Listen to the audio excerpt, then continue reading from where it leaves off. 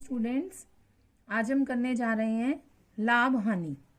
लाभ हानि का हमारा जो वेरी फर्स्ट क्वेश्चन है वो है, एक बाइक विक्रेता ने एक बाइक 45,000 रुपए में एक डीलर से खरीदी। यानी बाइक का हमारे पास जो क्रय मूल्य है वो कितना है, 45,000 रुपए।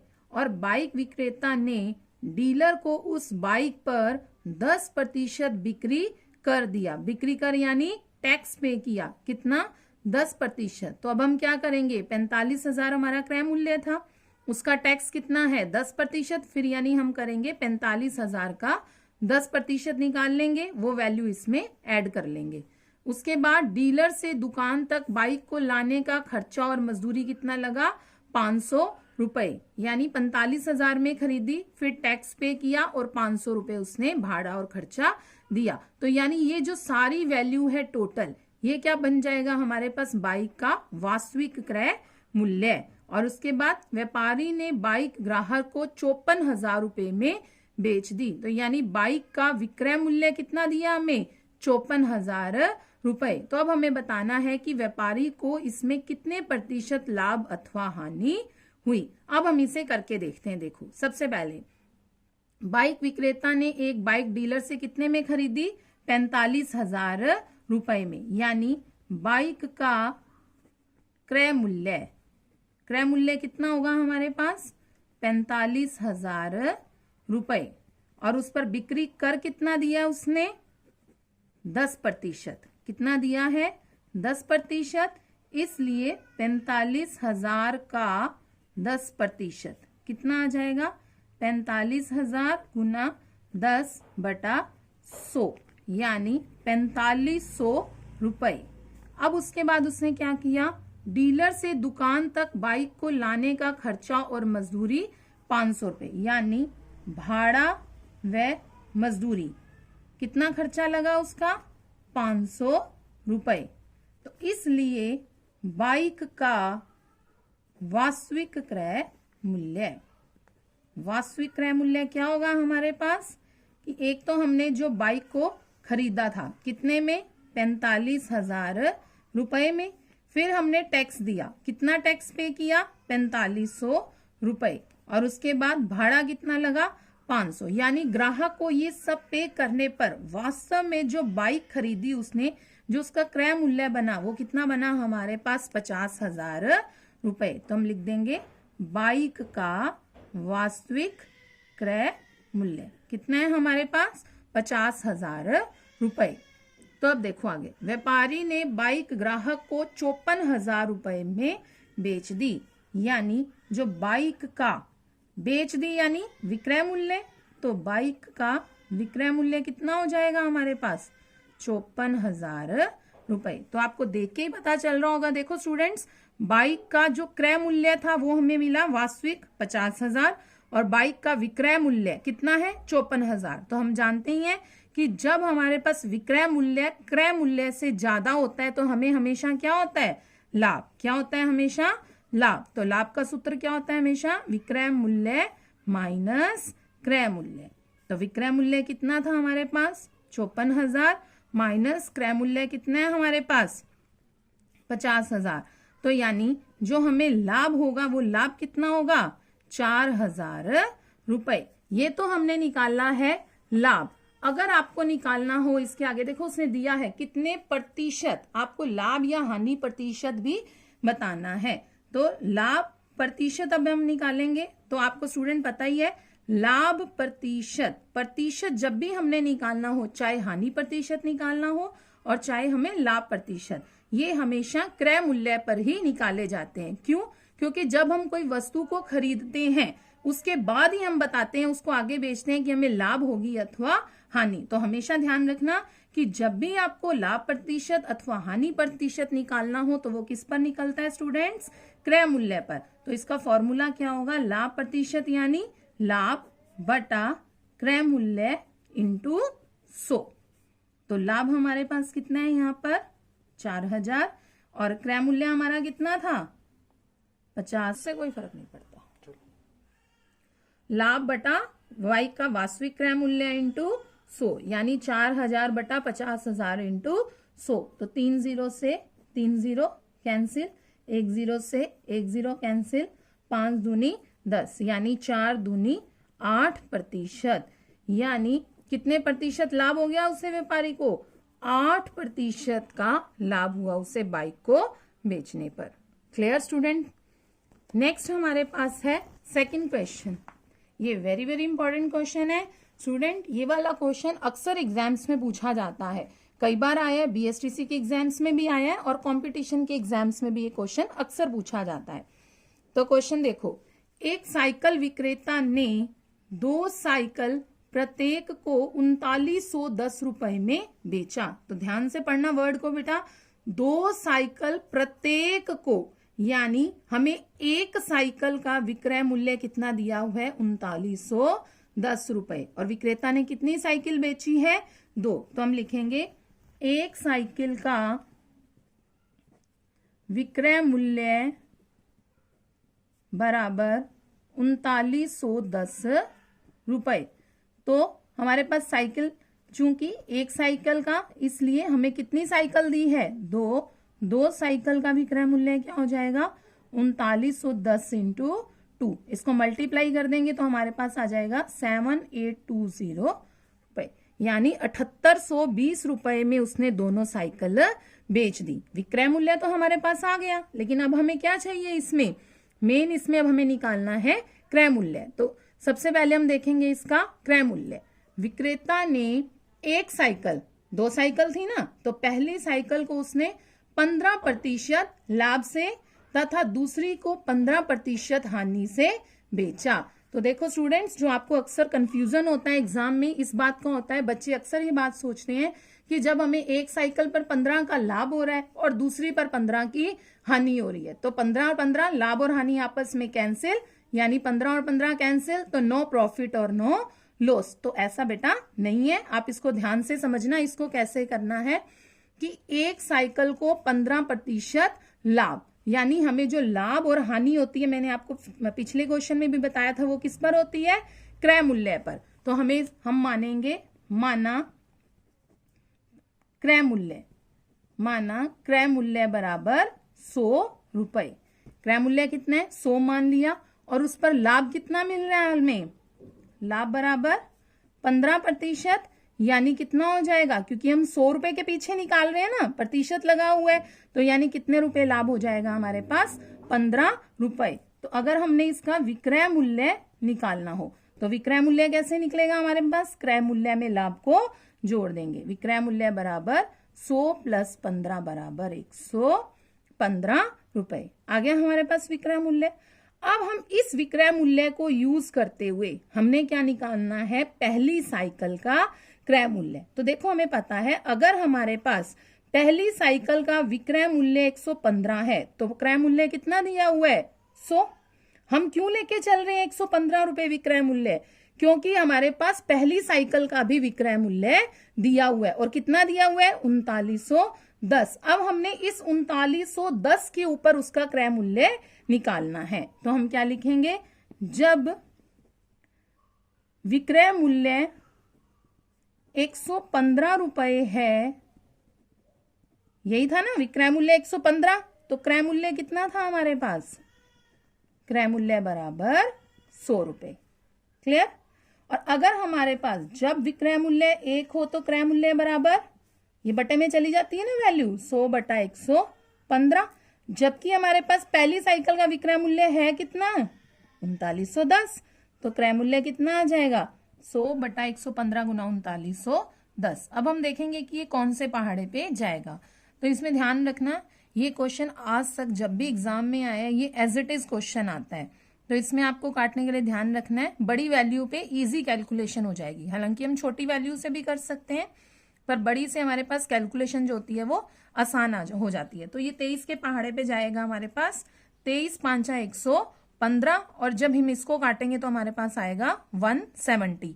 इसको करेंगे तो 5 दूनी 10, 0, 17 दूना 34, 2 0, यानी पहली साइकिल का क्रय मूल्य कितना आ गया हमारे पास? 3400 रुपए। बिल्कुल सिमिलर ऐसे ही अब हम दूसरी साइकिल का भी क्रय मूल्य निकालेंगे। तो अब फिर मानेंगे, माना दूसरी साइकिल का क्रय मूल्य कितना है? क्रय मूल्य माना है हमने फिर 100 रुपए। अब पहले हमें लाभ हुआ था, लेकिन अब हमें क्या हुई है दूसरी साइकिल पर? हानि। कितने प्रतिशत हुई थी? 15%, यानी 15 रुपए। तो विक्रय मूल्य कितना हो जाएगा हमारे पास? 100 हानि यानी माइनस नुकसान हुआ हमें, 100 माइनस 15 यानी 85 रुपए। यानी जब हमारे पास विक्रय मूल्य 85 रुपए है तो क्रय मूल्य कितना हो जाएगा? कितना माना है हमने अभी? 100। और जब विक्रय मूल्य 1 रुपए है तो क्रय मूल्य कितना हो जाएगा? 100 बटा 85। और जब हमारे पास फिर दूसरी साइकिल का भी विक्रय मूल्य कितना था? 3910। तो 100 बटा 85 गुना 3910। तो जब हम इसको काटेंगे तो ये जाएगा 17 बांजा 85, 17 के पहाड़े पे जाएगा, 17 दूना 34, 17 तिया 51, 0, 5 दूनी 10, 20, यानी 4600 रुपए। तो दूसरी साइकिल का क्या आ गया हमारे पास? ये क्रय मूल्य कितना आ गया? 4600 रुपए।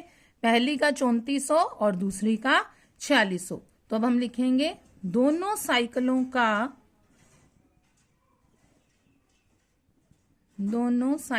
का क्रय मूल्य कितना होगा हमारे पास? 3400 प्लस 4600 कितना आ जाएगा ये हमारे पास? 8000 रुपए आ गया। अब देखो हमारे पास विक्रय मूल्य कितना आया था? 7820, और विक्रय मूल्य 7820 और क्रय मूल्य कितना हो गया? 8000। तो हमें देख के पता चल रहा है ना हमें क्या हो रही है? हानि। हानि का सूत्र क्रय मूल्य माइनस विक्रय मूल्य। क्रय मूल्य हमारे पास कितना था इसका? 8000 रुपए। और विक्रय मूल्य कितना था हमारे पास? 7820 रुपए। तो हानि हमारे पास कितनी आ जाएगी यहाँ पर? 180 रुपए। अब हमें क्या निकालना है? हानि प्रतिशत। तो हम पहले भी बात कर चुके हैं, लाभ प्रतिशत या हानि प्रतिशत हमेशा किसके पीछे होता है? क्रय मूल्य के। तो हानि बटा क्रय मूल्य गुना 100। तो हानि कितनी है हमारे पास? 180। क्रय मूल्य कितना था हमारे पास? 8000 गुना 100। 2 जीरो से 2 जीरो कट गई, 1 जीरो से 1 जीरो। तो ये 2 चौके 8, 2 निम्मे 18, यानी 9 बटा 4, 2 सही 1 बटा 4% हानि। तो स्टूडेंट्स हमें क्या हुआ? पता चला ना देखकर कि हमें 2 सही 1 बटा 4% की हानि हुई। क्लियर? अब है next third question. Third question है हमारे पास, एक व्यापारी ने 1 रुपए की 2 मीठी गोलियों की दर से खरीदता है। पहले हम समझेंगे इसको फिर करेंगे। एक व्यापारी ने 1 रुपए की 2 मीठी गोलियों की दर से खरीदता है, यानी हम इसको उल्टा अगर पीछे से स्टार्ट करें तो 2 मीठी गोलियों का क्रय मूल्य बराबर 1 रुपए। और सिमिलर वो कह रहा है उतनी ही मात्रा में। कितनी मात्रा में? मात्रा हमें इसके अंदर नहीं बताई गई है, हमें सिर्फ गोलियों का मूल्य बताया गया है। उतनी ही मात्रा में अब 1 रुपए की 3 के हिसाब से मीठी गोलियां खरीदता है। अब उन सभी मतलब जितनी गोलियों को हमने खरीदा था उन सभी गोलियों को वो एक ही भाव से यानी 2 रुपए की 5 मीठी गोलियों के हिसाब से बेच देता है। तो बताओ व्यापारी को इस सौदे में कितने प्रतिशत लाभ अथवा हानि होगी? तो चलो, एक व्यापारी ने 1 रुपए की 2 मीठी गोलियों की दर से खरीदता है। हमने पहले माना गोलियां बराबर क्योंकि हमें गोलियों की संख्या नहीं बताई ना, तो माना गोलियों की संख्या बराबर 100। अब हम इसको करेंगे, यदि 2 मीठी गोलियों का क्रय मूल्य 1 रुपए है, क्लियर। 1 रुपए की 2 मीठी गोलियां, हमने पीछे से पढ़ लिया। 2 मीठी गोलियों का क्रय मूल्य 1। क्यों हमने लिया?